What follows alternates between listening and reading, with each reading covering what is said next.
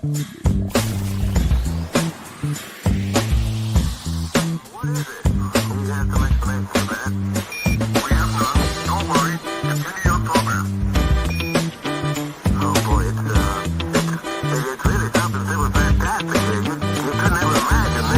to Planet Pluto Shoot.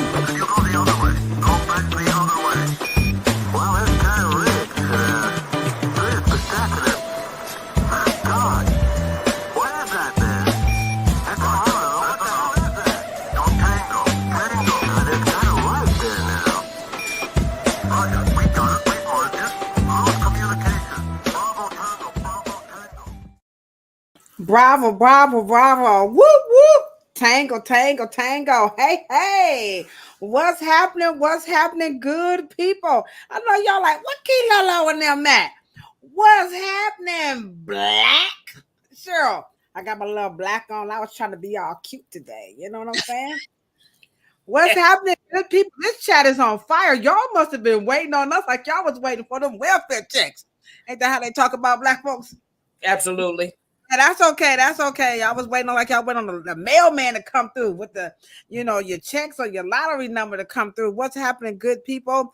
Y'all know who it is, right? It's me, your homegirl, Ladosha, right? A.k.a. C.R.O.W.N. And then right over here, bam, y'all know who it is. Whoop, whoop. What's up? Cheryl Morrow, a.k.a.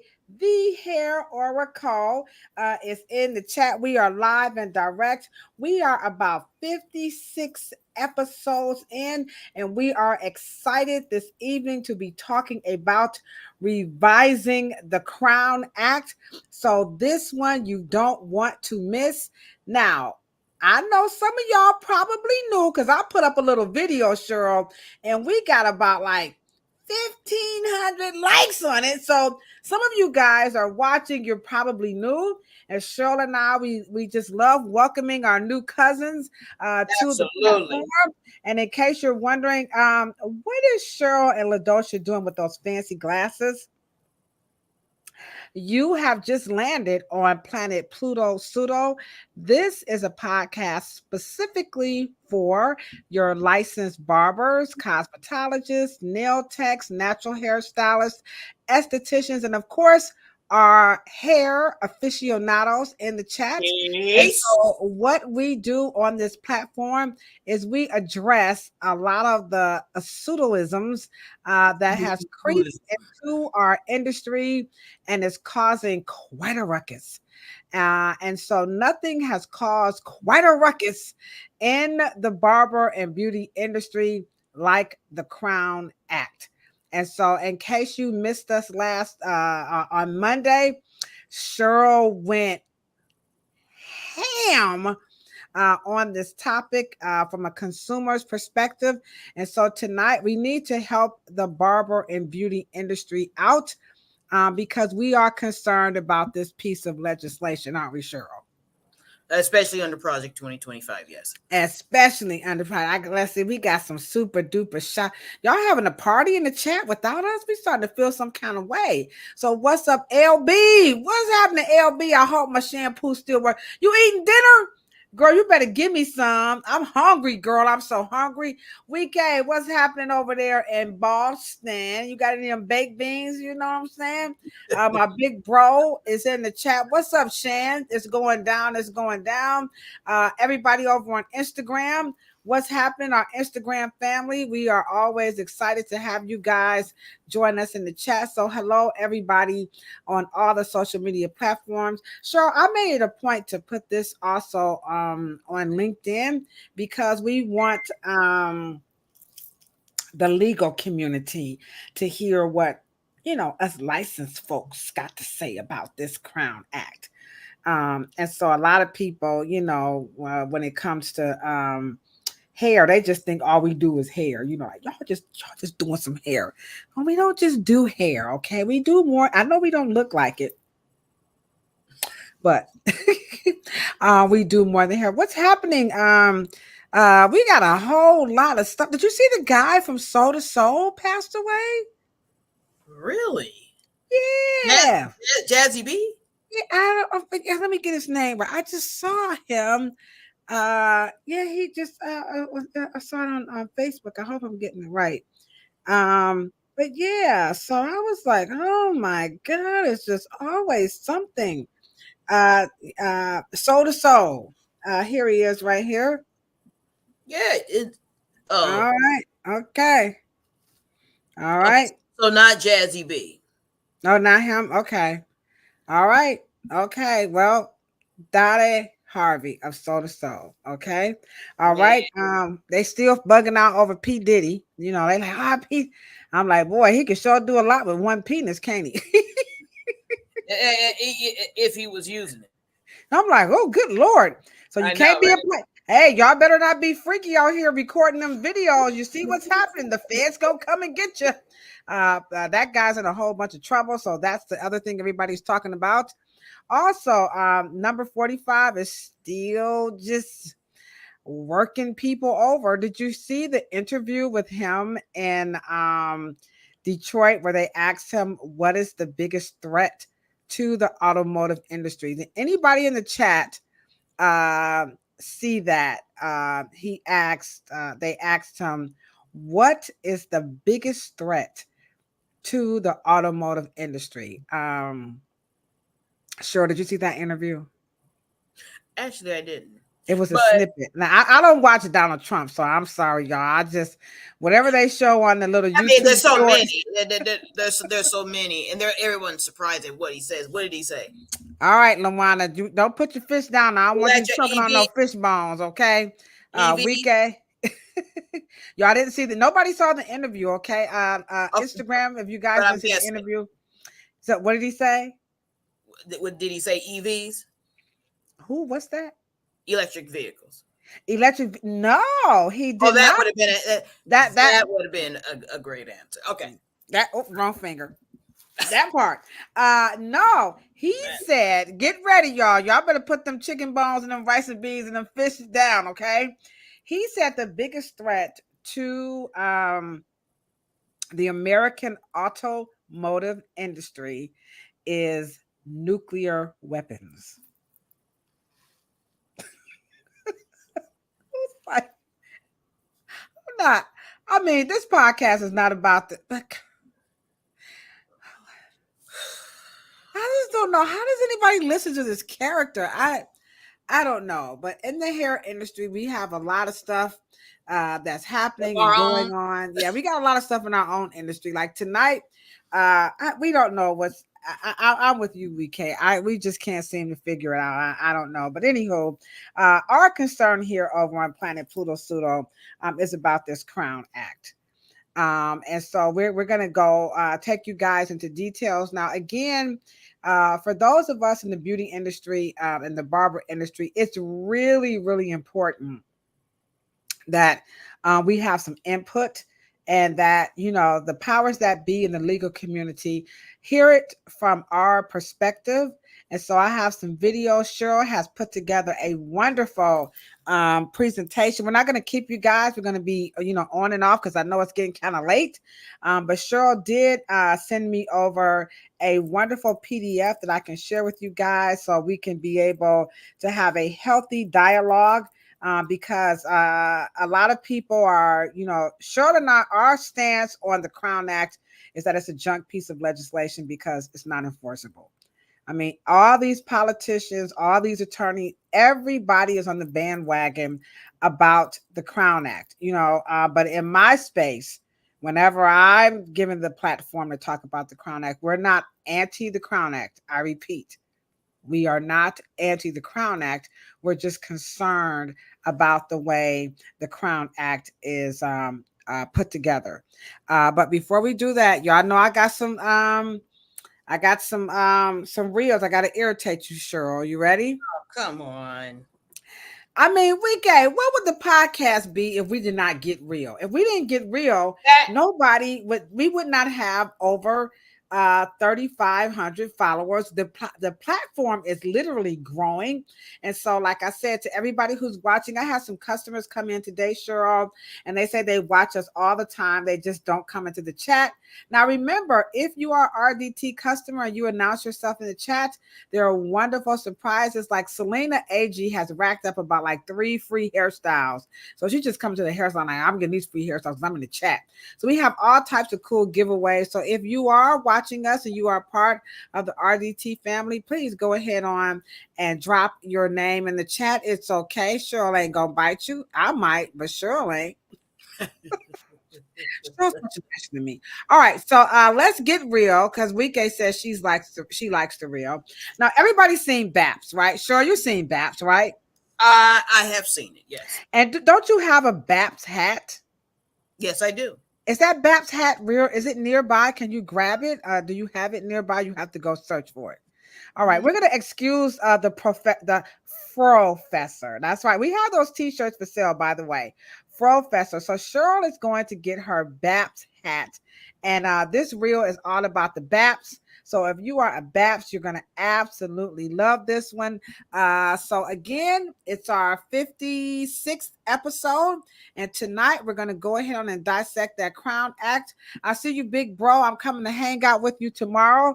Tomorrow is date night with my big brother, Maurice. Let me give my big brother a round of applause because he's out there just hanging out. So me and my brother, we're going to hang out and have pizza. Hopefully we can watch Godzilla. So let me give my big bro Mo a big round of applause. Brother, you know, put BB in the chat because my big. So I'm actually looking forward. So when I get off work tomorrow evening, I'm going to go and hang out with my big bro. There it is. Y'all see that? So sure. What does BAP stand for? Black American Princess. Black American Princess. All right. All right. So that's what she says, Babston. So this real weekend, she's going to love this one. So this one is specifically for Cheryl as we get real. And again, this one is the real Baps. So Cheryl, put your Baps hat back on because you are not the real Baps. So with the real Bap, please stand up. Here we go, guys. Sure, you're going to love this one. The real Baps.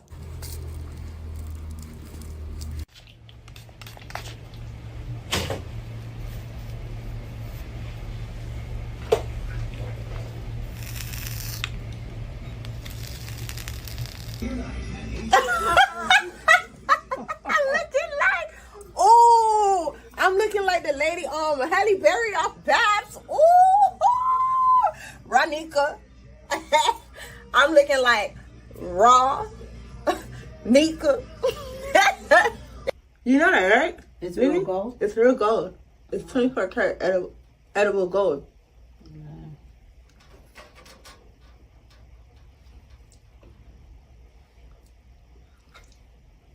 Sorry. I'm just gonna eat the part that got messed up. Come on now, dog. Come on, man. What's up, Sir Pooh? Sir Pooh, could y'all just smell the spritz and the fingers all sticky? You know, and did you hear that? Shh. Here goes Cheryl. Yeah, I can't. I'm sorry. I can't laugh. I have edible gold in my refrigerator. Oh, you have edible. I didn't know you could eat gold. Did not. Okay, I'm from the project. Oh, Lord have mercy. You can eat copper. You can eat silver. You can copper? I know one thing. I'll tell you what, the other night I want to copper is a mineral, y'all. Y'all, come on now. Y'all come on now. Come on. No. Okay, come on now. Who in the chat know you can eat gold? Now, come on now, dog. How many people in the chat knew that? Okay. I have never. I know you can have those grills, but I don't know anything about. Sir, madam, you are way off base and you are out of control right now. I don't know anything about Sir Pooh. Sir Pooh, did you know you can eat gold? How could you eat gold? It's a mineral. It's a. Well, you wear it around your neck. Look at this. Look at this fake gold I got on. I'm OG, y'all. I'm OG. Hey, this is a love crystal right here. I'm trying to emanate some love, y'all. Haven't you had edible gold on a cake? No, I'm from the project. We don't eat gold. We wear gold. Bam. Copper is amazing for the joints. Okay. I'm learning something very new tonight. Okay. All because of BAPS. What's up, Lakita Lewis? How are you doing? You just want to say thank you? I want to say thank you. Hey, I want to say thank you. All right. I don't want to ego. Come on, LB. You know what, LB? Let me drop the bomb on you on that one. Me and LB, that's why you my ninja, my nerve, my jelly preserve. Hold on, wait a minute, hold on. There you go, LB. We ain't eating no gold. Come on now. Look at these gold-plated earrings I got on. Come on now. How we gonna eat that, Cheryl? Y'all know Cheryl, she bougie. Everybody wants to be bougie. I'm not I'm not familiar with gold on cake. Only cake I know is chocolate, red velvet, pineapple upside down. Or something. They put the gold on the cake. I'm from the hood. The only wedding cake we have is the white cake with the white man and the bride and the groom on top of the cake. Be quiet. Sorry, Paul. Anybody in the chat from the project? See, that's what happened with man. I'm telling y'all. Lolo, stop it. I only get so far out of the circle. If y'all don't invite me, then I don't. And how do you not know that you can consume minerals? I know you can consume minerals, but gold? Yeah, gold is under a metal once it transforms into it. But the higher of the carat, the softer it becomes. All right, y'all? And that's why I ain't even felt it. Anywho, my brother, he's a chef. All right, a retired one. And he says they do have gold just for cooking and for people who have gold. All right, excuse me, Maurice. Well, when I was growing up, only gold I see was them Godivas, wrapped up in the chocolate, okay? I'm going to have chocolate cake and ice cream for dessert, but no gold. Come on, LB. Me and you, we together. All right, so Cheryl, we don't know about the eating gold, but that is what Planet LB. Do you, boo? Okay. Me and LB, we gonna stick to the chicken wings. You know what I'm saying? All I'm saying is that somebody just happens to give y'all some nice chocolates and y'all have some, gold leaf on it. Don't be embarrassing us on the West Coast talking about. Okay. What is that? What is that? Just act like you know. Act like you know. Be bougie. All right. So if anybody wants to give me some chocolate with some gold on it, but I'm telling you, if you brought me some gold to eat, I'm gonna be like, no, boo, no, ma'am. All right, okay. So remember, the topic tonight is about revising the C.R.O.W.N Act. So this last reel, Cheryl's gonna love this one. Y'all seen Kafele? He was on here Monday, right? And he has those wicks in his hair. Y'all familiar with the wicks? Okay, not the locks, not the dreads, but now they got the wicks. Okay, think Kodak Black. Y'all know them type of Tommy off of what's those kids name? The Rugrats. He got wicks. He was wicks first.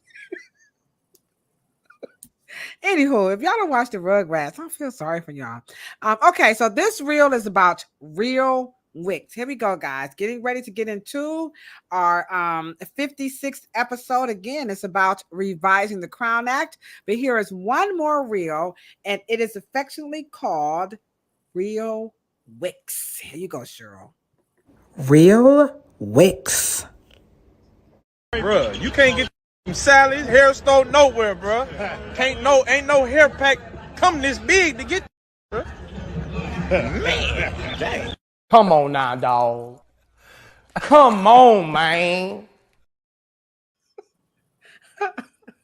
Hey, anybody remember when you was a kid? Remember they had the movie The Blob? Remember that, Maurice? And they had Tarantula.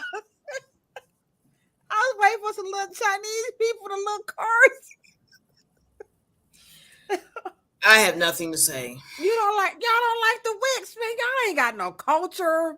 Man, I'm telling y'all, you a little bougie. Look at him. Everybody wants to be. Come on, Sir Pooh. Bougie. You a little bougie too? Oh, this chat bougie. Y'all just, this the bougie chat. Okay. What's up, Mabel Red over on Instagram? How you doing? I hope LinkedIn everybody's doing good. All right, guys, we are all shooting now. Frida is in the chat. Free. Now, Frida is by far. Cheryl is bougie, but Frida is my most bougiest friend. Okay, I'm sorry, Frida. I gotta put you on blast right quick. Frida, are you aware that you can eat gold? That's all I want to know before we hop into the topic. And again, it is all about revising the C.R.O.W.N Act. Cheryl and I, we are licensed cosmetologists. Cheryl is an heiress to the California curl empire. She's also a cosmetic trichologist. She's an author. She's also the CEO of SD Monitor News. And me, I'm on the project. How y'all doing out there? All right. What? This fool gonna say yes, ma'am. I told y'all. Thanks. Hold on. Let me drop the bomb for you, Frida. Frida, Cheryl said thank you. I told y'all. These two young ladies right here, they bougie. I said Cheryl is my bougie friend. Did I not just say that? Cheryl and Frida do not know each other. This is how good I am at that. Okay. She had it when she went to where? Hey, I think I've been set up, Sir Pooh. And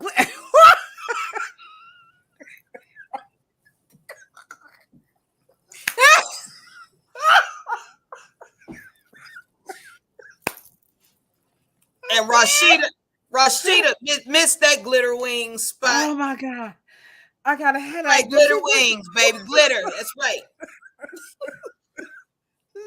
Luana, what you want today? I will say whatever you want. This fool put glitter wings.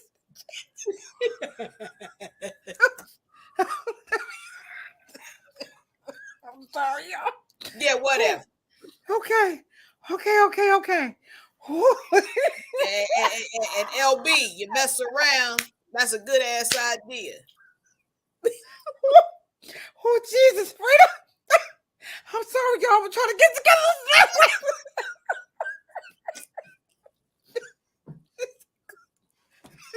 LB, stop. Just stop so she can get it together, okay? Don't put no more stuff in the chat. I'm only human. I'm sorry, y'all. Sir Paul, she said glitter wings. Anybody from Cleveland? Sir Paul, remember Tasties and Hot Sauce Williams? Can you imagine them? Some glitter wings. With some 14 karat gold barbecue sauce. Okay. Hell yeah. All right. So 14 karat gold. She said barbecue sauce. She's sure from the hood. All right. Okay, guys. You got to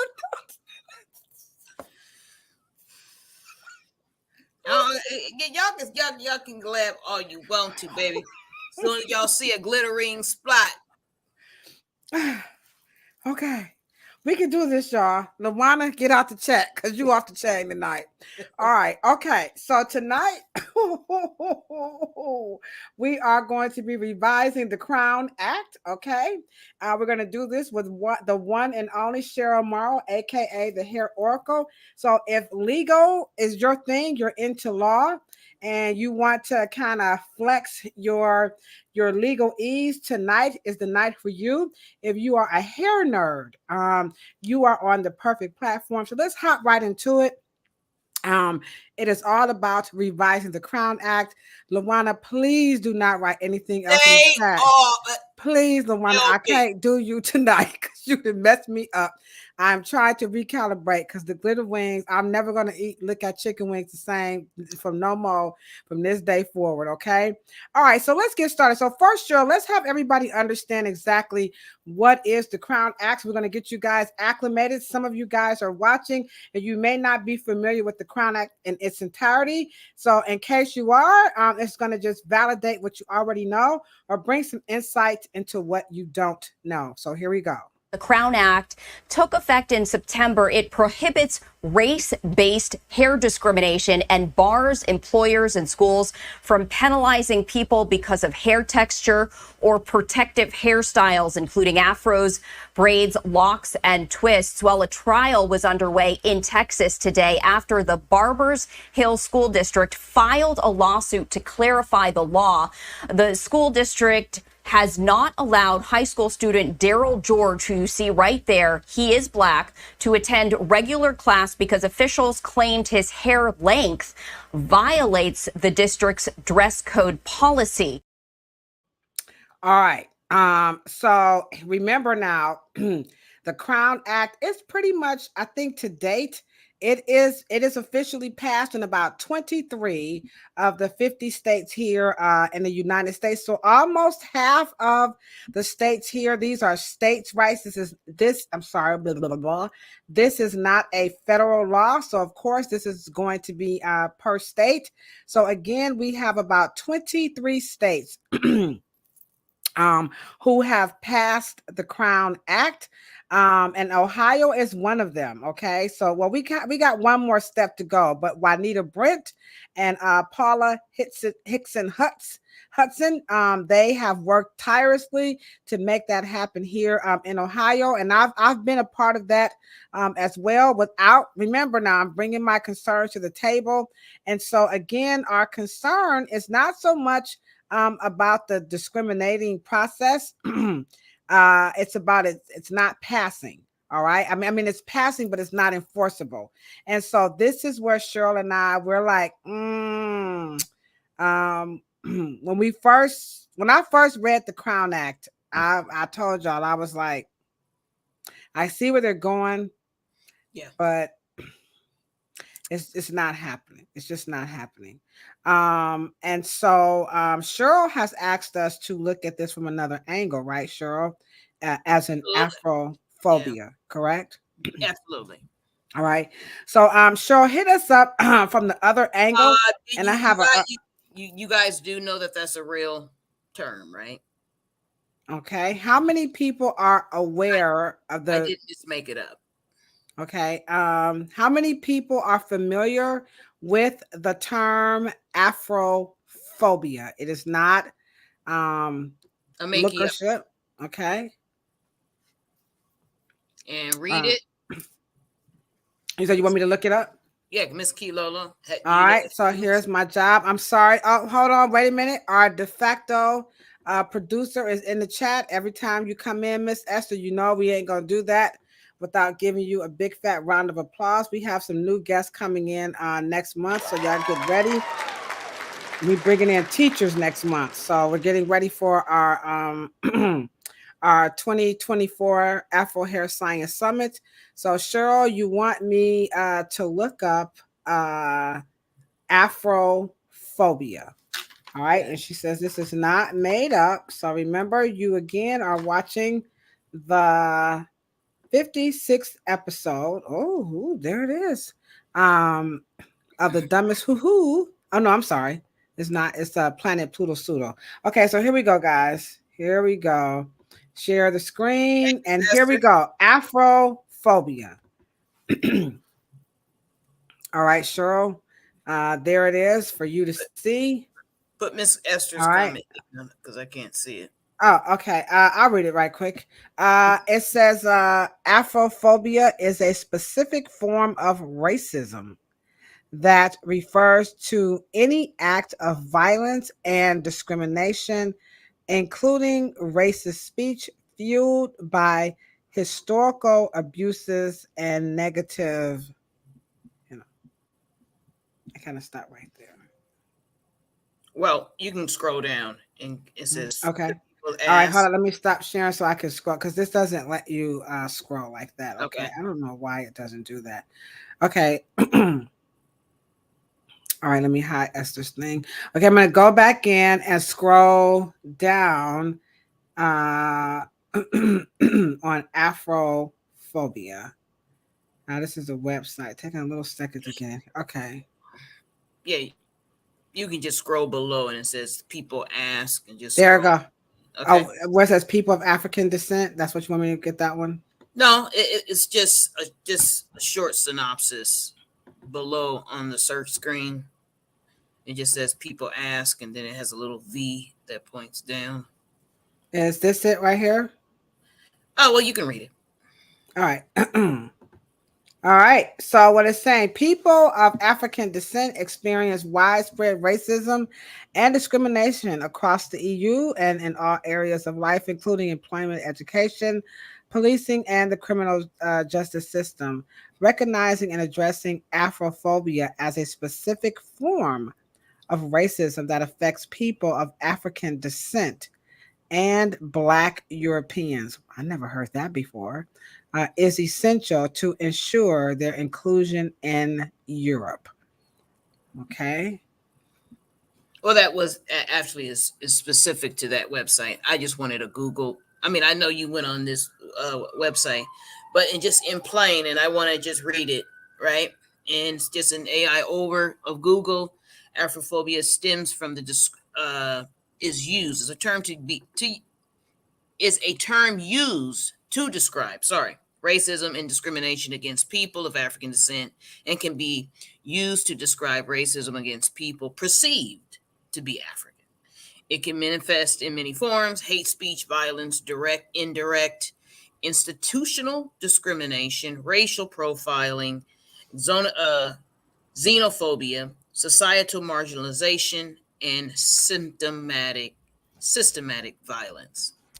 It's very small, but Afrophobia is based on social constructs, ideas of race, and the belief that some racial groups are biological and culturally inferior to others. It's fueled by historical abuses and negative stereotypings. The use of the term Afrophobia has been controversial within the anti-racist movement. I embrace it fully because that's exactly which describes your experience as an Afrocentric person, or Afrocentric looking, or Afrocentric descending or a descendant, regardless of if you're an immigrant or not. If you look Afrocentric, okay, that you will be targeted and put in a class, put in a box, put in a bunch, put in what, and you are more of a magnet to other historical attachments like gender-based hairstyles and uniforms and things of that nature. And I don't think the C.R.O.W.N Act took that into consideration before they created a subject in which the C.R.O.W.N Act really focuses on, and it's a term called protective hairstyles. Right. So protective hairstyles is ambiguous, and it kind of also correlates and opens up the gate for other issues such as protection from what? Relaxers and chemical things. So it kind of vilifies things, and it didn't have to put that language in to deal with what the discrimination according to the physical features and the hair textures of African descending people. Yeah, I struggle, with that whole, the hair discrimination, and and the twist and the locks and the protective hairstyles. I think that really did them a disservice because it moved the conversation, away from being able to pinpoint the issue around the actual law, or I'm sorry, language that they could have used in the Constitution to help really hone in on exactly what is it that you're saying is happening to people who wear those hairstyles. So what I'm going to do is play a video, and this is going to move the conversation just a little bit further into our 56th episode. And again, it is all about revising this C.R.O.W.N Act. Now, this young lady, she is an actual reporter, and she got like over 1 million hits about this hairstyle that she wore as a weather person. And I think she kind of really went there with it. So here she had a Dallas or something. Yeah, I think so. Yeah, she's in Texas. Yeah, here she go, guys. By the way, if you are one of those people typing on your keyboard about this style not being professional, Please help me understand. Why does my crown offend you so much? That commentary, my perspective, has been viewed more than 1 million times across the state of Texas and even around the world. And let me tell you, this issue is widespread, from Australia to Barbados to South Africa and back here at home. And many of you sent messages describing your own experiences as it relates to microaggressions and, in some situations, blatant hair discrimination. And so she started off really good with why does her hair offend people, but then she moved into hair discrimination. And then you hear, because my sentiments are kind of along where Esther's is, and maybe this is going to really get us into the topic a little bit deeper. And I'm with you, Miss Esther. We don't understand, like, why can't we just like forget this stupid stuff and just homeschool or just take them to someplace else? I mean, like, so let's start there. Should you waste time fighting it or just get out? So, and then we can kind of go into the slides as you want me to, move along. But should parents just like, don't try to fight it? Why would you send your son to a school that has those types of restrictions? Like, well, you guys have to remember now, there's a certain things, and one of the reasons why I approached the C.R.O.W.N Act the way I did. Okay. Now you have to remember there was a process called admissions. Okay. They admitted him on campus. They enrolled him in school. Okay. And we don't have the history of what grade he went into the Barber Hill institution, but we do know that his hair most likely grew within a time period, right? And so what happens is that they get you in the environment. They pass you, they accept your money, and then you go get your books and you're all ready to be educated, right, into Barber Hill. The problem is that his hair grew, so he began to what? Still try to accommodate in the overall style to meet the length requirement within the dress code. At that point, as I have rewritten it in the C.R.O.W.N Act, is that what length do you want the person to satisfy? The length of the strand or the tendril or the braid, or the length of the overall style? Because at the end of the day, the judge also turned it back on to the attorneys and the lawyers and said, I'm sorry, the C.R.O.W.N Act doesn't address constitutional dress codes. Barber Hill has the right to have a dress code. All right. So how many people in the chat agreed with the judge's ruling? I'm going to play here's a reporter who's going to explain to you why the judge ruled the way that he ruled. And then I want you guys to put A, you agree, or D, you disagree with why the judge said, no. The C.R.O.W.N Act doesn't fit this situation. He has to stay home or he can cut his hair off. Okay, so here we go. What do you make of the judge's ruling? The judge's ruling, we hear, elicited a lot of gasps within the courtroom. I think there are a lot of people both inside and outside of the courtroom who were a bit surprised. But to the extent that you, at least at this very early stage, are following what's been happening, the judge attempted, at least as elicited by the opinion, to rule by the letter of the law. And sometimes what you have when legislatures pass laws with good intentions are the specifics that should be there, sometimes simply are not. And I think here, it was inferred that by virtue of the fact that someone may have a protective hairstyle, such as wearing dreadlocks or what have you, that length, of course, would be a part of that hairstyle, and that a length that potentially goes beyond the length of the eyebrows or below the chin, even for a male student having said dreadlocks, it would be inferred. But to the extent that it was not explicitly written in the law, I think that's why we're having a bit of the decision that we just had today.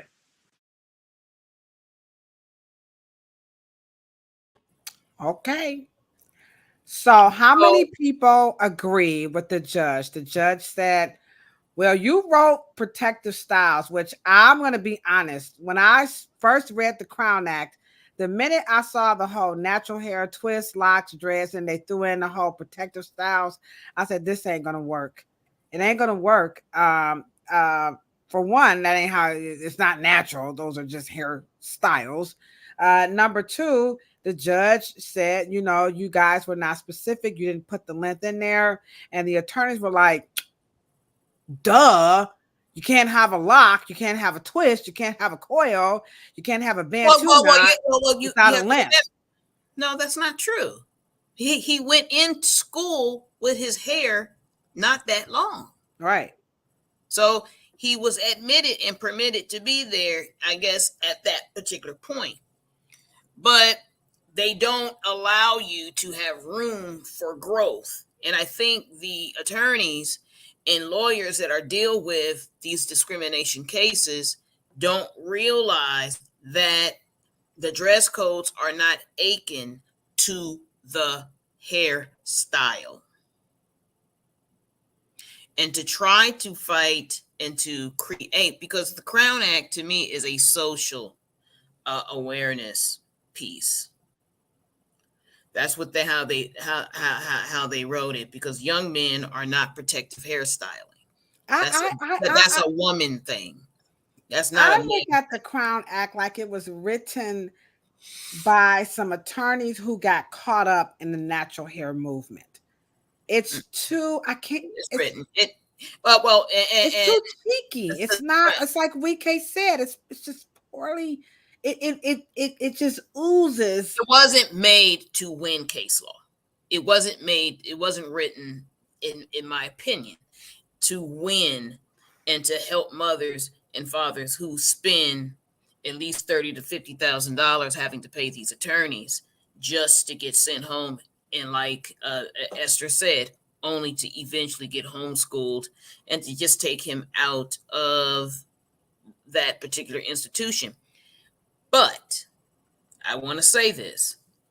This is how, once again, you have to consider, okay, public schools. And if you understand the history of public schools and why they were the push, African Americans in the 70s really pushed in dealing with the unions and teachers and things to create a really good free public school system.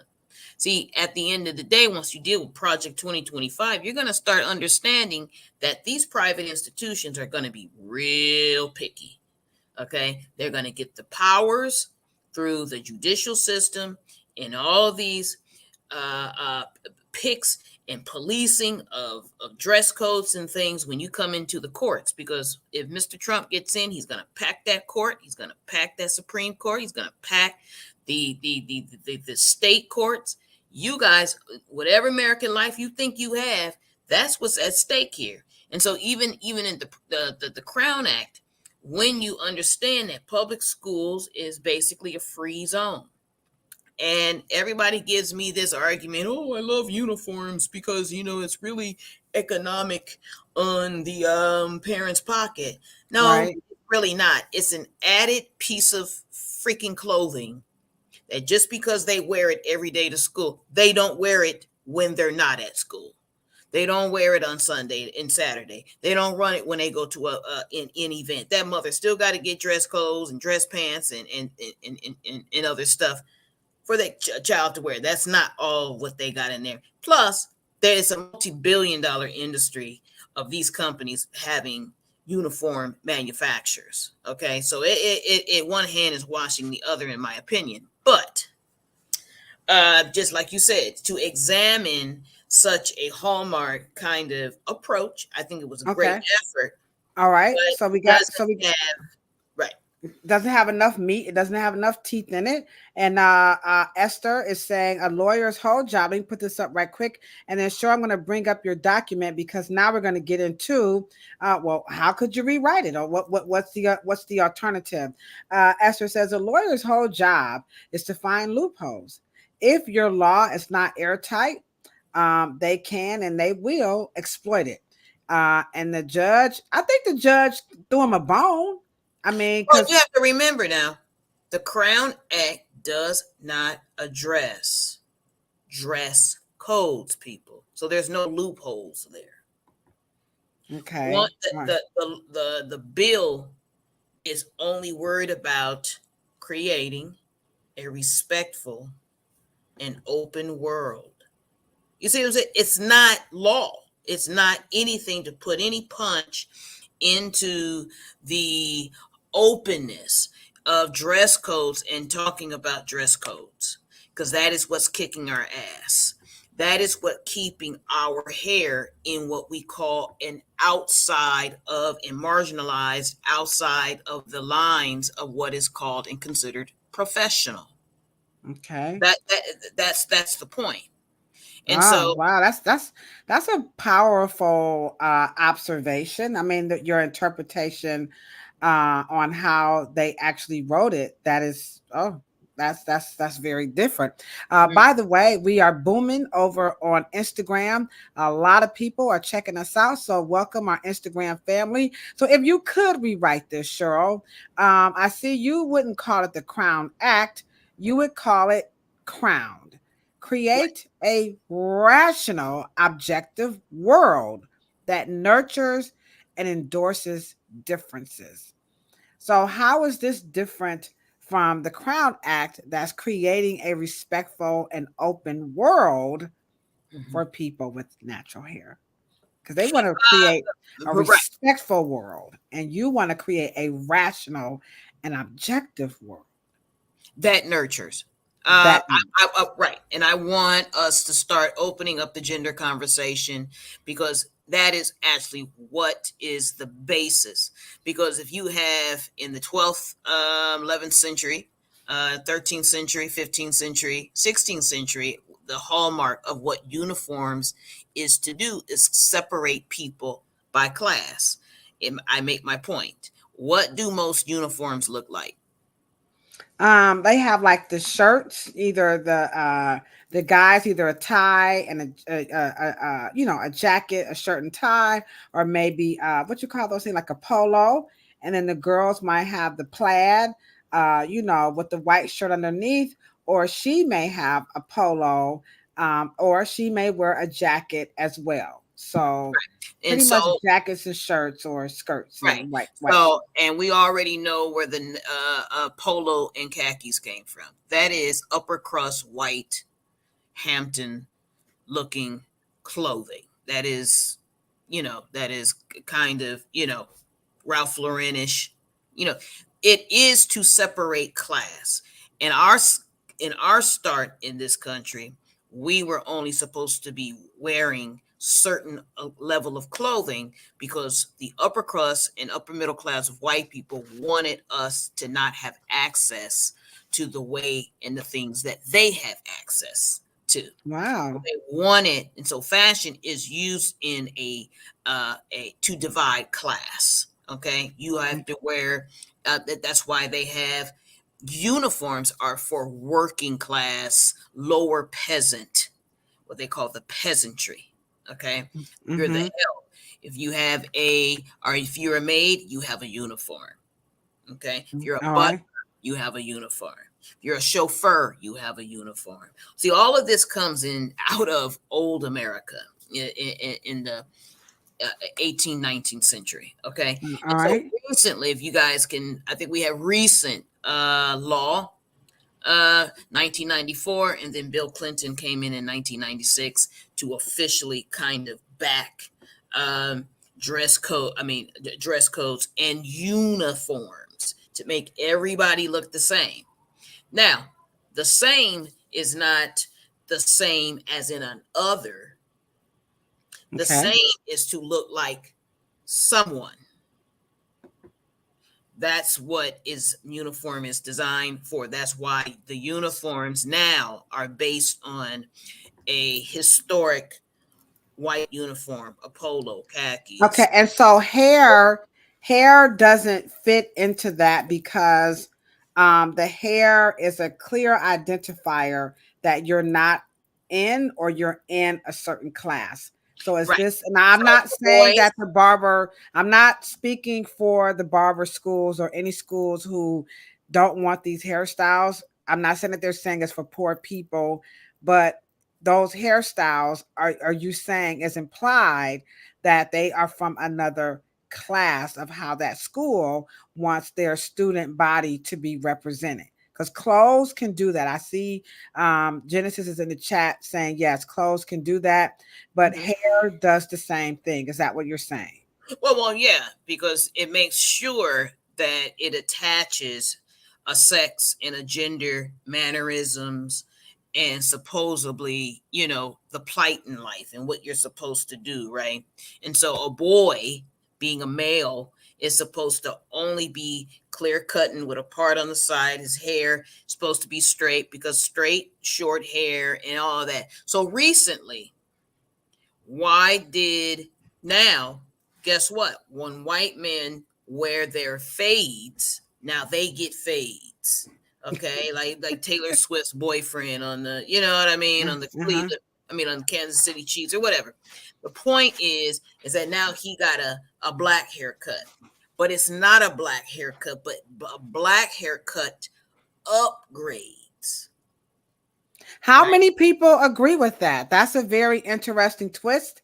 She says now when people who aren't black and they get the fades, now you're leveled up.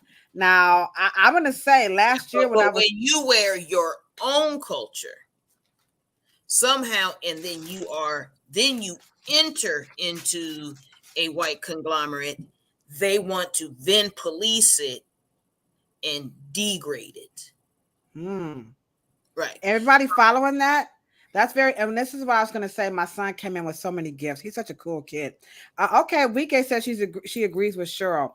I went to a barber shop, right? We were promoting the Afro Hair Summit last year, and it was what do you want to call it? It was like an Arab. I'm sorry, guys. They looked Arab. Okay. I know I'm from the hood. I could say that. Okay, I could be wrong. Y'all correct me. Okay, and so they look black to me because they had them tight fades and they had, they had roughened up the top, or they had the, just line. They look very quote unquote black, but they didn't want to be associated with black. Like, I want to look black, but I don't want to come to a black event. Right. The black part lowers and degrades, is a downgrade.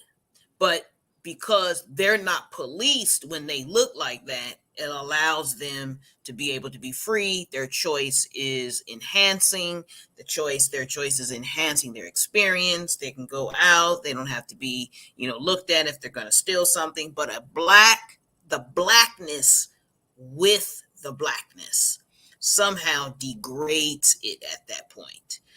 And so you are over policed, you are profiled, you are followed, you know what I mean, and things of that nature.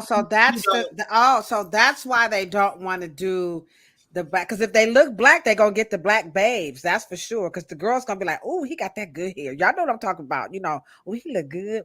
We'll go, they can pull some babes if they have that black look. But when it comes to really immersing themselves into the black thing, then they're like, whoa, all right.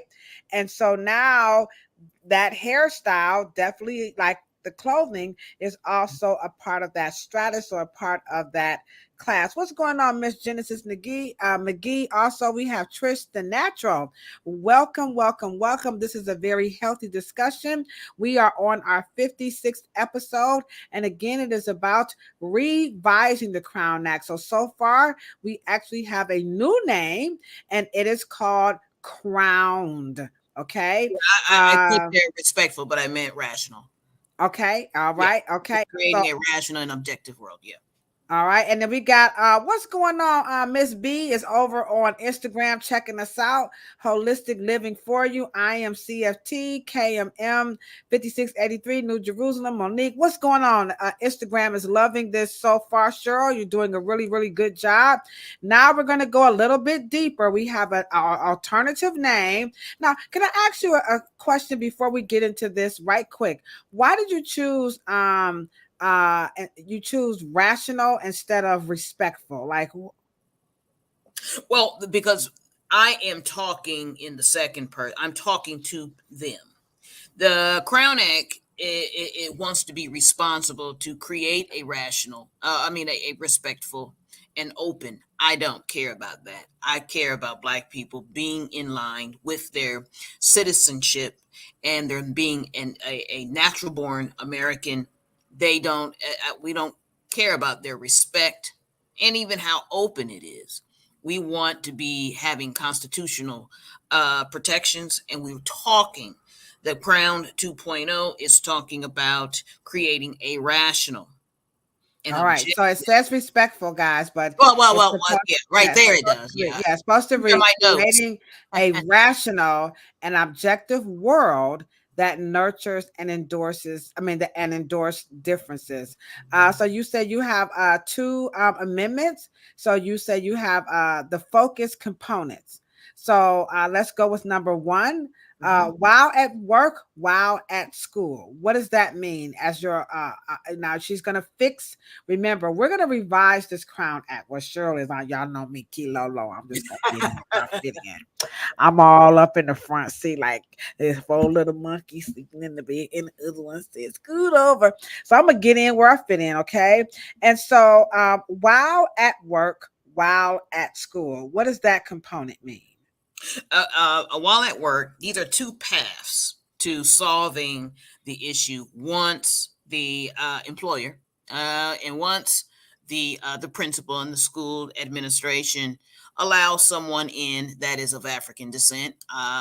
They may not have coily tight hair. They may be very loose pattern, a wavy pattern. Whatever that pattern is, there is a understanding that these uniforms should only apply to while at work and while at school. All right. How many people agree? Let me pause you right there. How many people on all the platforms, which we are on fire tonight? I knew it was going to happen, Cheryl.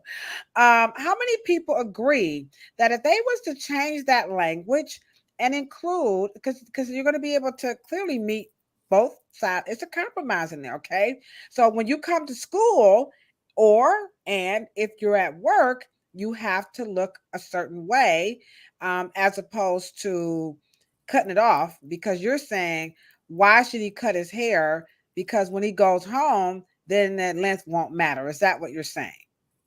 What I am saying is that there is only a requirement at work and whatever, or at school, and whatever you are requiring that person to do, if it affects the greater part of their life and requiring for them to cut or alter permanently a biological part of their body, they can't put it back after they leave school. Now I'm liking that. Let's see what the chat is saying. Let me minimize this. We're gonna come back. How many people like that? Now, if you I didn't mean to do that. Now, if you know some people who are working on this C.R.O.W.N Act, by all means, could you guys please let them know? Send them over to our channel. Please share the content. We cannot reiterate this enough. Don't let me and Cheryl just be the only ones out here talking like this, okay? So thank you, Miss Esther. She says there's 10 people watching, y'all. So come on now, y'all go ahead on and hit that thumbs up, because this is some excellent content and you're getting another alternative. Again, we are not anti the the C.R.O.W.N Act. We're just trying to help move the needle because right now it just ain't working. So thank you so very much. And again, just thumbs up. Do you like that component? Or would you like to say, no, I kind of like to still creating respectful open place. All right. Okay, sure. Let's go to the second option here. So we got while at work, while at school, dress code modification and innovative solution. What would that mean? Dress code modification, innovative solution is to deal with the generational gender issues. And because that is what the basis of dress codes are, is to separate the sexes. I see, not a Republican. See, there you Donald Trump said you're going to send them to school. They're going to go to the lunchroom and they're going to have a sex change operation. And here comes Cheryl with dress code modification, innovative solutions, meaning they're also going to change their hair. So you're being open to everybody because people do and identify. Right. And I will be very honest. There are some neat and grooming, but here's the thing: for that to stand in the way of your actual education, then why don't you just teach it? And for and for differences, see, that's the thing. Differences are not is akin to freedom. Right. Well, people feel like when you do that, sure, you're kind of opening up Pandora's box, Like Ladosha's already heterosexual. Now you're gonna introduce her to dress code modification, innovative solution, and now she just don't know what she want to be. So I think people are afraid of change. Say that again. I think people are afraid, to like embrace things that are different because they feel like if you do that, you're gonna already embrace it when they're away from home. I mean, you're already, when they get home, you're already embracing it. The kids are dressing the way they want. Right, but if they go to school and you're saying you want this law to include No, I said dress code modification, innovative solutions is about allowing a boy to be able to be able to wear his hair longer than something you've written since 1932. Because right now it's the status quo or the stereotype is that boys have a certain look and girls have a certain look. Is that what you're saying? Remember when, and let's just say in the early 90s, late 80s, when it was not okay for boys to wear or men to wear 2 earrings. Well, it's cool. It's okay now. It's not okay for, remember the ponytail era. Black men and everybody was wearing their hair in a ponytail. Okay. Now it's no big deal. My point is a man bun. Cheryl is good, guys. Come on, y'all. Put those hand emojis in the chat. Hadn't even thought of that one, but that's a very good example.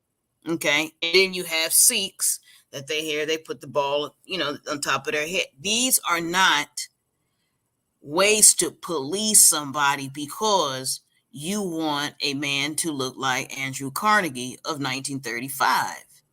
You can't, these particular dress codes are designed to make darker races of people to look like massa. That's the ruling class of the aristocracy.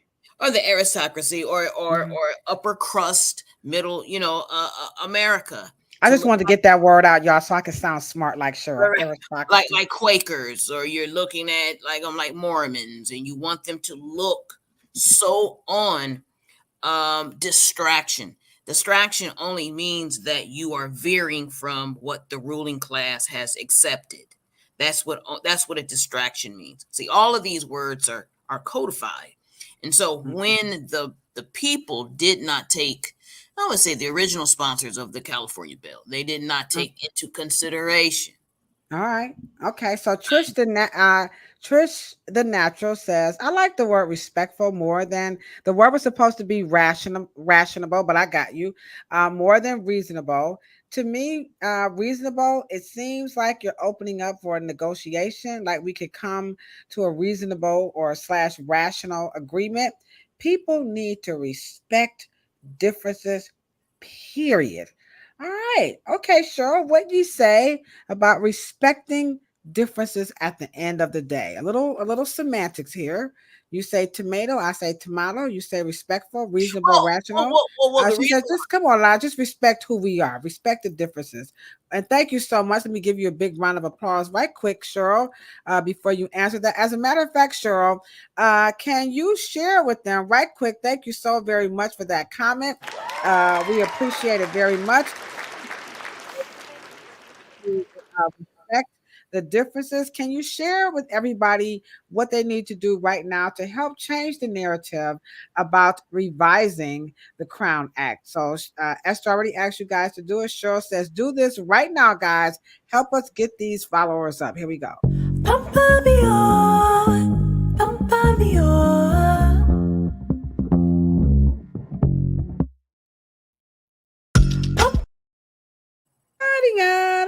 All right, guys, before we wrap this up, we have one more point. But Cheryl, can you please respond to can I put her comment back up right quick, Cheryl? Sure. Okay, I'm gonna put your comment back up, and so Cheryl is gonna give her response to the comment of the word respectful over reasonable / rational. Okay.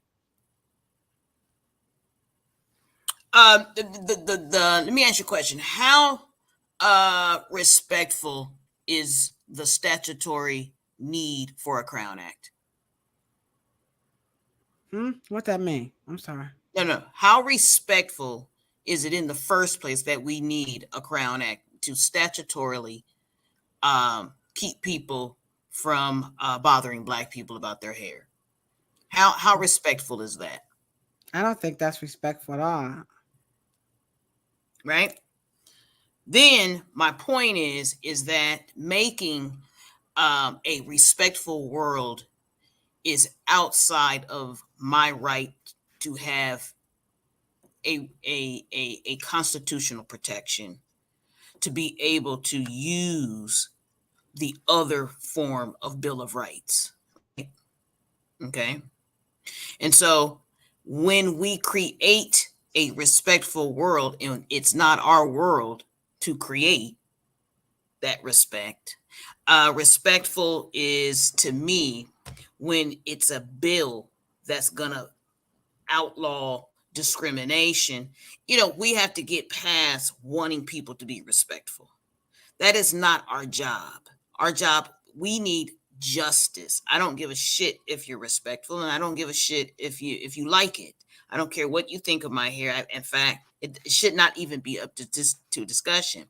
White Americans who go to school with you, they don't even think about what their hair is going to be like. They don't even have there's nothing. Most men, Black or not, and if they are not in dealing with, locks or braids or afros. But isn't that respectful? With all due respect, don't put it in there.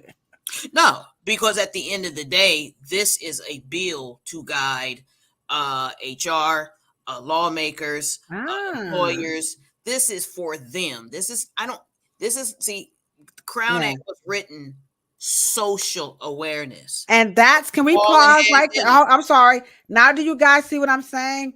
That's why I said the C.R.O.W.N Act to me is caught up in that natural world cult, because we are per week's statement, in the chat, we are not writing this bill to hit the nail on the head. We're missing it. This bill, C.R.O.W.N, creating a rational, is the words that's supposed to be there, right, Cheryl?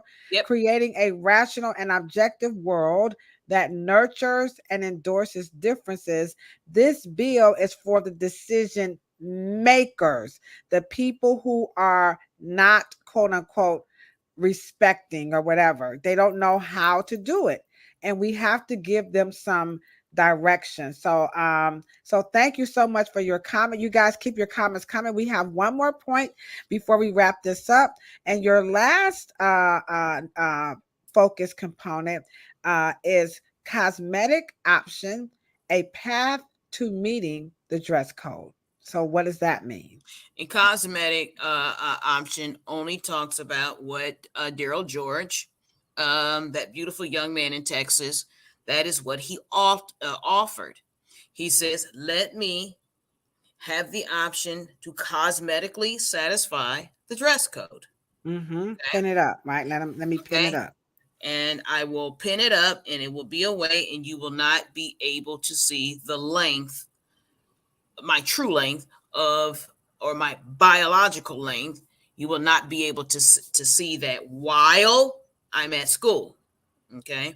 Once I leave school, what you're doing is what dress codes in the original Crown Act did not address. Okay. Is the unfair burden based on race that dress codes cause once the child is away from school and once the person is away from work. Why should I have the unfair burden to physically alter or cut away my biological matter, even when I'm not at your freaking school? I'm not at campus. I'm not at work. But what you're telling me is, and I go further into it, you want me to cut the strand, or do you want me to make sure that the overall hairstyle is meeting your length requirement? All right. So we want to know that each one of those tendrils fall. Well, you didn't make that clear. So the jury and the attorneys and the lawyers should have also, kind of clap back and say, well, the dress code is not clear either. Right. But they didn't do it. Yeah. I think the attorneys, I think they just are too caught up in the respect. I'm not knocking the whole respect thing. I get where we're going with that, but it is not moving the needle, because I think that we're giving those kinds of people a little bit more credit. It's kind of like this, Cheryl. Like I remember in the state of Ohio, right? They said you have to post your license when the state board comes to inspect. Back then they wanted to physically see your license, right? Okay. And so one inspector would come in and say the license has to be in a frame, right? Then another inspector would come in and say the license has to be in a frame at the station. Then another inspector would come in and say, all the licenses have to be near the roof. You see, you need somebody to tell the people exactly what it is they're supposed to do, because it becomes ambiguous. I believe the C.R.O.W.N Act is inferring that once you make it law, people will know how to act. Remember, at the beginning of this podcast, Cheryl said the real issue is Afrophobia. We have to give the people who are making the decisions about what we can and cannot look like at work or at school. They need what? Directives. They need to know what to do, because they have this phobia and they don't have any behaviors to replace the quote unquote respect that we're looking for. So she said, what about the proper word non-discriminatory? Okay, that's pretty cool. All right. So what about that word? In terms of what? Creating a non-discriminatory and objective world that nurtures and endorses differences. I like the way you guys are really getting involved, because sure, you're really giving people a lot to think about. But what about she's saying instead of respect, maybe it's well, here's the thing. Well, here's the thing. The Supreme Court gives businesses and learning institutions a lot of leeway. They are constitutionally protected. You would think citizens are constitutionally, First Amendmently, protected, but they're not. And one of the things that I have a trouble about is that because this particular perspective and bill, and they've come together and they put a lot of money in it, and the website looks pretty and everything, but it only is come out of the natural hair care world. And once I get in to try to create a working document that lawyers can win, right? Natural hair is no real thing. It's not. Effective hairstyles is really no thing. Okay. Mm-hmm. And it doesn't deal with the actual people who are most often at the brunt of non-professionalism, stigmatized hairstyles that are akin to our African cultures most times. Okay. And so when those hairstyles are worn on white individuals, they become palatable. The moment the person of that particular culture, because you have to understand, wasn't their field in the big house different clothing? So you got to understand what you're dealing with. This is so embedded into the fabric of what this country and your plight. You have had trouble ever since use was free. Okay. Right. And Jim using Crow and the other right. Go and using terms like hair discrimination, we're not hitting the nail on the head, because the question is always whose hair. When you say hair discrimination, we lose it. So that's is actually correct. Why did we even need a Crown Act? It's not that you even needed a Crown Act. I think the natural hair care wanted to just be, foxy, and they just wanted to deal with something and become this other, because Afro puffs, corn rolls, and all of our Afrocentric power move through 1968 all the way to 1975. In 1978, and then we had the curl, right? We always wore Afrocentric hairstyles to banks. We were stewardesses on airplanes. I don't know what they thought. Yeah, we don't know. And we also have that clip about Cheryl's dad, who we had already done this, to your point, Weekay. This had already been done. And so just to remind you guys, to your point, Weekay, I got to show this right quick before we wrap it up. I keep this for that reason. Leaders recognize. Oh, I got to stop sharing this. Sorry. All right, here we go. Let's try it. Leaders recognized that PX stock was aimed primarily at white soldiers and their families, and that many Black soldiers and their families felt ignored. They felt like they were not being treated as full members in the Army. The shelves on PXs were filled with shampoos that promised to bring out the natural highlights and the softness of hair. That wasn't welcoming. So they solved the problem that was within their sphere.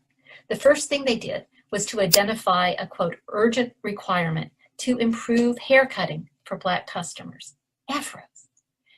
They located a Black barber from San Francisco who had written about styling Black hair, and they sent him traveling around U.S. military installations, Army installations all over the world. He spent 3 weeks in Germany and England, where he taught 750 barbers and 300 beauticians. And then he did a 40-day whirlwind tour of Alaska, Hawaii, and Southeast Asia. He taught barbers how to cut Black hair. This is him teaching barbers in Tokyo. I gave this a version of this talk in Tokyo in January, and had a lot of requests for copies of this photograph. All right, so there you guys have it. Can we give Dr. Willie Morrow, a brother, from San Diego, a seriously big round of applause? And this is why we're so honored. I'm extremely honored to work alongside Cheryl Morrow for that reason, because I don't know. Y'all know I'm real project. I'm just going to cut through the chase. It's getting late. All they had to do was just call Cheryl shit. And this all would have been done, because Dr. Morrow already did this. The Army approved. Remember, my brother taught me, I'm perpetrating the fraud right now. My brother taught me that civilian life takes its lead from the military. The way we act, it comes from the way we act today. It directly comes and everything. You can't get no more professional than being in the military. Right. So he already did that. Had they just went on ahead And Dr. Morrow was alive when all of this stuff was going on. And ain't like he just recently became our ancestor 2 years ago. So he's been around. But this is what happens when you got these, and I'm not beating up on the natural hair people, but I am, because you guys are complicit. A lot of these natural hair aficionados, these are learned people. A lot of these natural hair people, they have PhDs, they have degrees. You have a greater responsibility than to your own cause or your own self. This information was here. And when I went to interview Cheryl and her dad, when I tell you guys, it's the documentary, the narrative. Go watch our documentary. I used my own money, my own time. The only people that supported this cause was Rev Air and the Rev's design team. And we're talking about the plight of Afro hair. It's not good enough for us to say things like creating a respectful and open world for people with natural hair. It's not. If it grows from your scalp, it's natural. Why would you? And who's creating this world? Like who are they talking to? Yeah, I mean, it's so. What is that statement? Who is it to? The court? So cheeky. Police, it's not. The teachers who Karens, who, oh my God, it's a black guy. It's who is gonna create this world? Who's doing that? Yeah. And I'm not asking people who are at the brunt of the policing and the profiling to create a respectful world. No, I want the state, the cities, the schools, and employers, HR departments, DEI departments, diversity departments. I want y'all to get y'all shit together. And they need direction. Yeah, they need some how-tos. And Cheryl's alternative. Oh, here, let me go back. Cheryl's alternative is a way, and you guys have given some wonderful input. We hope the legal community is really listening. Like, you know what? Okay, we didn't think of it that way. She said, Cheryl said it's not about respect. Based on what she said, I got that the language has to be similar to a civil rights EEOC language, which speaks to protections against discrimination. And they're very specific. What people? Black people, fat people, poor people. When you say when you wear your own culture, right? I do not want unfair burdens and other biases to be attached to you wearing something that is as natural to you as worshiping God. It's as natural. It's part of your well-being. You are not outside of just doing something extra. Being aligned with white Anglo-Saxon Protestant culture is healthy for a white male. It's healthy for a white boy. It's healthy for a white girl. It connects them to who they are, right? And I'm not asking them to have an unfair burden once they saw it to live in Kenya and that they got to go in there and put whatever the shit and go looking like some, Watusi girl. I'm not asking them to do that. Who freaking asks white people to do that? It's unreasonable. It's irrational. Okay. And so for us to be able to create a path with people who have restrictions embedded in their constitution, in how they do business and how they interact in environments, to get them to understand that while, you have historic putting me into dresses and dress codes and apparel and fashion. Do you guys understand that most of the fashion brands, let's just say Brooks Brothers, they were making slave uniforms? Y'all didn't know that, did y'all? Okay. And and let me just say this, and there's a lot of clothing companies that are embedded in that kind of Jim Crow, antebellum, Southern plantation. Right.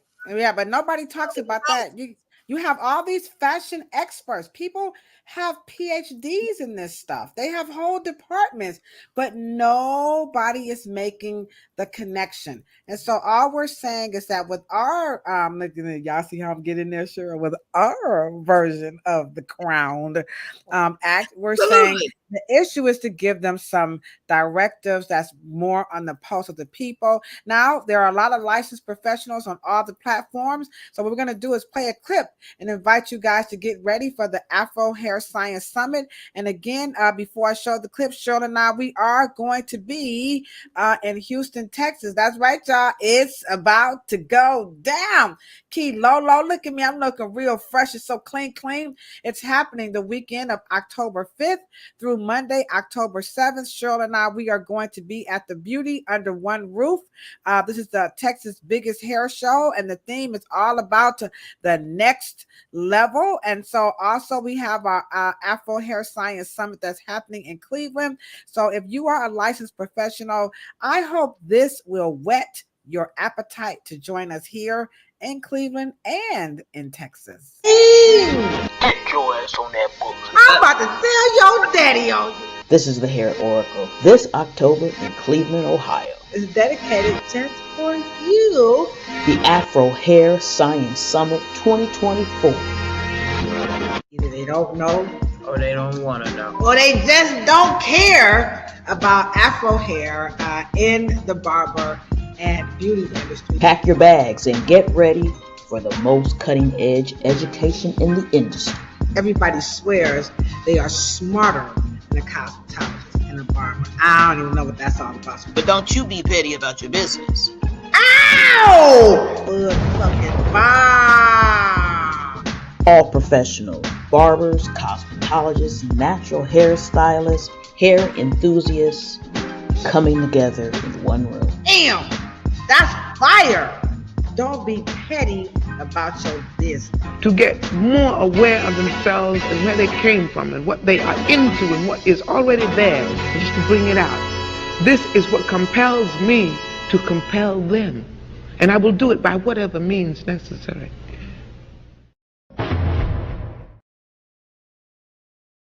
All right.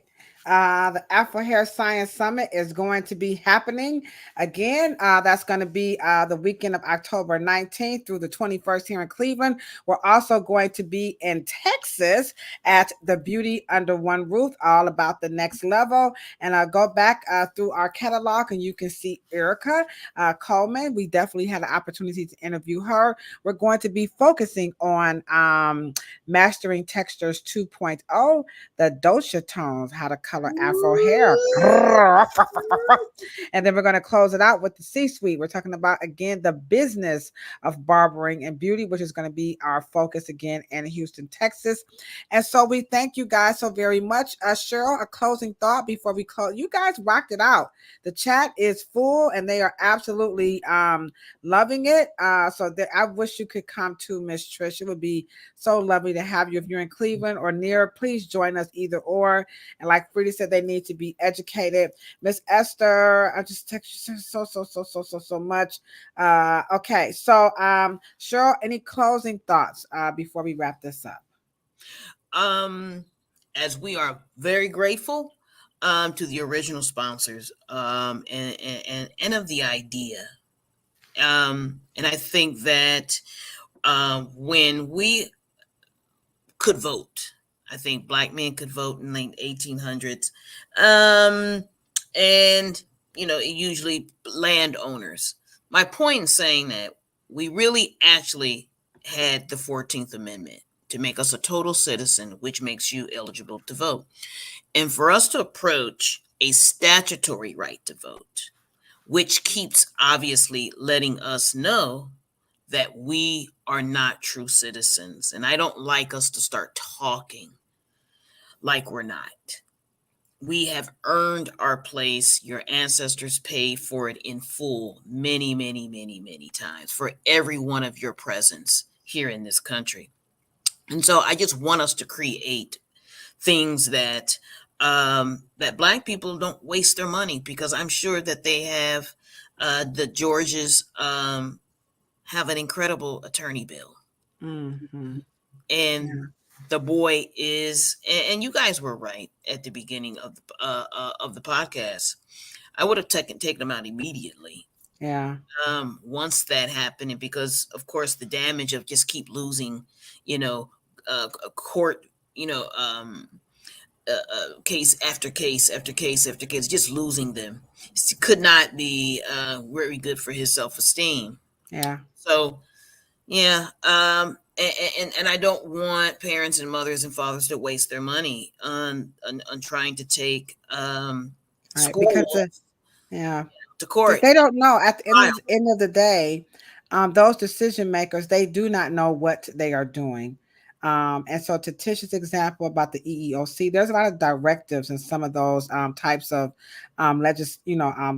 legal, actions. And the C.R.O.W.N Act, unfortunately, is not able to do that. And how do we know it's not? They keep losing. And so please share the content, and perhaps someone will reach out to Cheryl and we can begin to help them understand the bigger picture. We are citizens of the United States. We don't need to keep pleading our case. Yeah. Our ancestors have done it. And I know I feel like, I don't know if I'm a citizen. I don't know. I know you may not feel like you want, but you want, okay? And so we thank you guys so very much. We're going to be back here next week. It's going to go a little bit deep. Now, next week, we're going just all the way ham on Project 2025. So this conversation is going to get a little on the intelligence side. You know what I'm saying? Free with your boots. Okay. So all you smart people who like to read and y'all don't bring y'all stuff, we're going to talk about how is Project 2025 affecting the barber and beauty industry and how that's going to impact our customers. And so there you have it. The legacy of Black beauty industry makes millionaires, and it's under attack. And so Project 2025, the mandate for leadership, the conservative promise, it ain't gonna work for us, Keela. You know what I'm saying? All right, guys, you know what we say, right? When we're signing off, again, we appreciate every single person for partnering with us. We just absolutely love it. Hold on, wait a minute. Hold on. Esther have one more. The Constitution and the Bill of Rights are pretty solid. We just need to write laws, policy bills that, come on, Esther, y'all better put your hands together, give a laugh for Jesus, this world. Esther, you could have just said at the beginning, and we wouldn't even have to have this whole day podcast. Esther, see what Esther is saying? Esther, that is what we're talking about. All right, we got to do this, guys. All right. So you know what we say, right? When we're always signing off here. So I want you guys to remember. Oh, don't forget, please, y'all share the show. All right. Also, I think I'm trying to take that down. Hold on, Cheryl. Wait. Yeah, somebody had another message. Okay, hold on. We got another message. Okay. Wonderful podcast. All right. Thank you. Oh, hold on. Somebody said something real nice. Thank you. You enjoyed the conversation. You a new, come on, then you a new subby. All right, tell cosmetology students, the schools and stuff, come on, bring them to the Afro Hair Science Summit. It's going to be in partnership with the Brown Aveda Institute. So it's free for the students, by the way. We forgot to mention. The Hair Summit is always free for the students. So you guys, we want you to have a wonderful night. Come back and join us next week. Remember, we're going to be talking about that Project 2025. And again, like, share, and subscribe. Again, we talked about revising the C.R.O.W.N Act. Cheryl, you are thebomb.com as usual. Thank you so much for taking the time out to do that, because that's going to help the world. You know what I'm saying? Absolutely. All right, boo. All right, guys. Y'all have a wonderful, wonderful night. And Instagram on fire over there. What's up, IG fam? All right.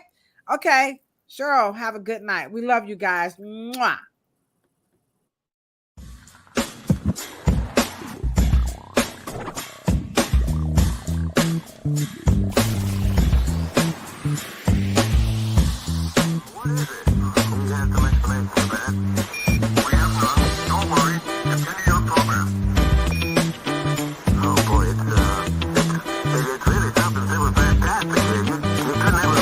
Welcome to Planet Pluto.